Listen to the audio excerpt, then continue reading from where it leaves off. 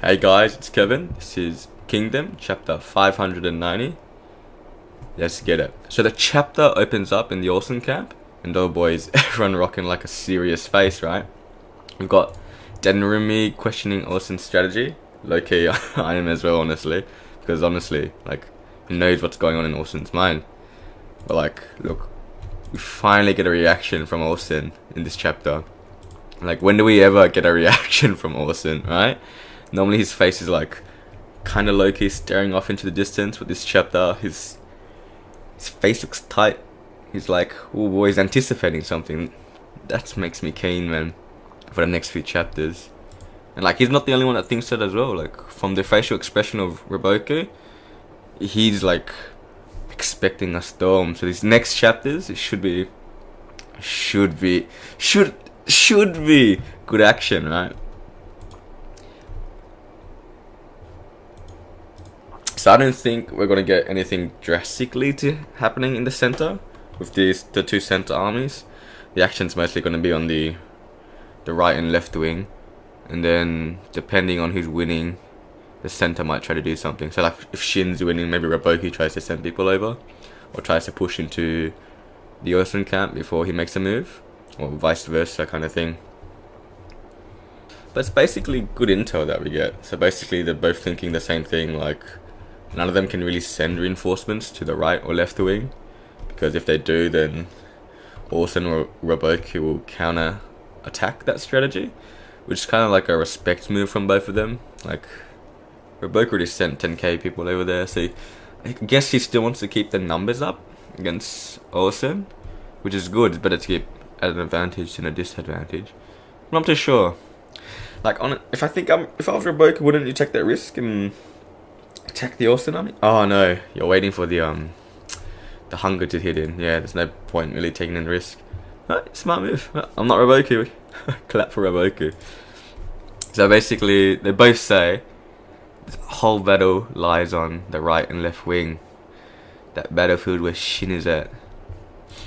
So speaking about that battlefield, I feel like Roboku at least, is underestimating the Queen a little bit, because he's just assuming that the other three generals of his will beat Shin. Yeah, fair play, 3v1. Like, come on, they're probably gonna win. But, you know, plot armor, main character armor, Shin's gonna get the win somehow. I think in the following chapters we'll probably, I hope to get to see that Ten's tactical prowess, because we haven't really seen like good character development with Ten. Not in this arc, at least. It's been mostly just Shin doing the work. Yeah, so if Ten can get a power up or something, if she can beat Chogaru here, that'd be quite the feat, and you know, quite clappers for character development, which is kind of good, because if Shin wants to be a general, right, he's got to at least have some top tier lieutenants with him. So it'd be good if Ten could beat this former retainer. Be really good, actually. Yeah, so speaking about the lieutenants, I feel like some of Shin's inner circle are gonna go. Honestly, it really just depends on which ones. Like, you can't get out of this dire situation without some sacrifices. And with Hara giving us like these close-up shots here of like the members, we've got Kyokai, got the two thick boys, got the rookies, you've got Bihe. Oh boy, Archer Brothers surprisingly not here. I guess they're not doing much. But yeah, I feel like at least one of them, minimum one of the inner circle is gonna die. Probably more. I don't want to say more. I kind of love everyone from when I started reading. But yeah, even Ohan lost one of his closer retainers, or one of his inner circle, right? The thick boy with that ball as a weapon, a ball and a stick, basically.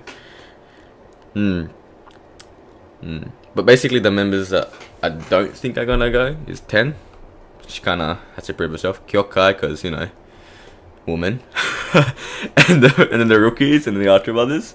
The rookies, probably not, because they basically had like a mini arc on them and haven't really done anything besides get saved by people. So they kind of need their time to shine, unless Hara's just developing them for like fodder for some OP general. Maybe Roboku cuts them up or something.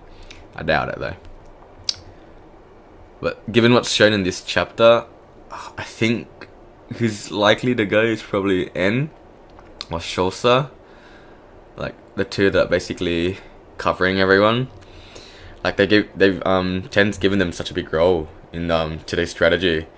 Like they've basically got to help the guys that aren't pushing really quickly. Oh, they're all pushing quickly, but not in the main force. And gotta try to save him. Oh, the line, right?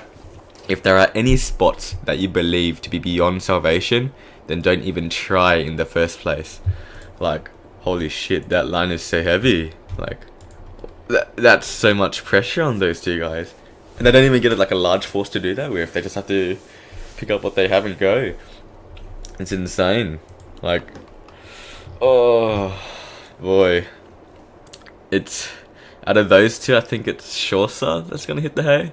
Like, I like Shosa. He's chill, he's laid back, low-key sames, but I feel like it's gonna be him. It's probably gonna be because, like, the strategy that they mentioned, right? Letting the enemy cut your flesh so you can break their bones. Like, for sure someone's dying. Like, that's death flags. It's just like he's holding that death flag kind of thing. I think Shosa's holding it. I think, like, character-wise, he's gonna probably die saving someone, honestly.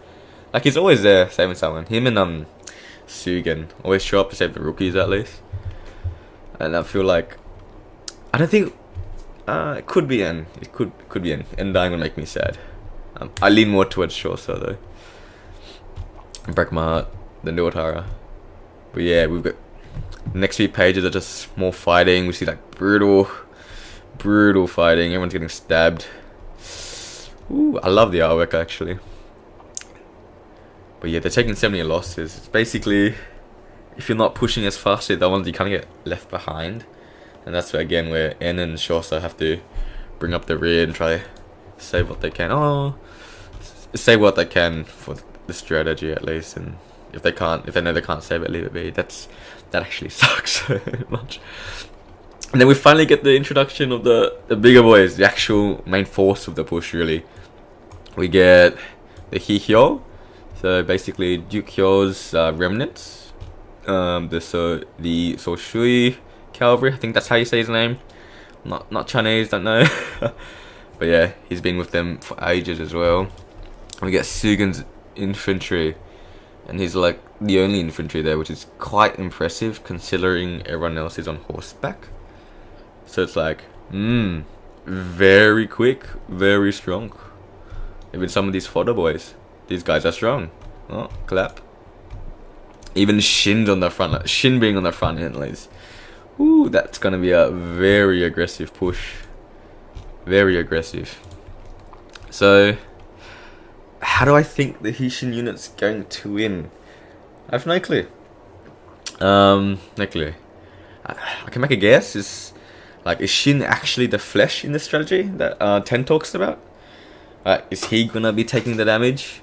And possibly Kyokai is meant to deal the finishing blow? Like, I can understand the other guys being in the main kind of aggressors, but shouldn't Kyokai be there? Like, considering her combat ability, shouldn't she be pushing as well? So I think Hara's kind of pushed her aside to begin with, not on the front line, so she can do a bigger blow.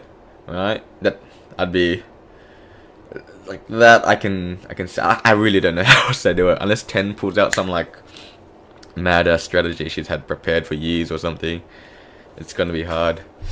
It's gonna be hard, but you know, I hope Kyokai does something really flashy this arc, because you know he doesn't like a little bit of a flashy Kyokai. Her last chapter, her in 10. Oh my god, let's slap an R rating on that. Well, alrighty guys, thanks for listening. Super keen for next week. Break next week. See you again. Leave your comments down below on what kind of strategies you think Ten's going to use to help win that side. And yeah, see you guys next week. Bye bye.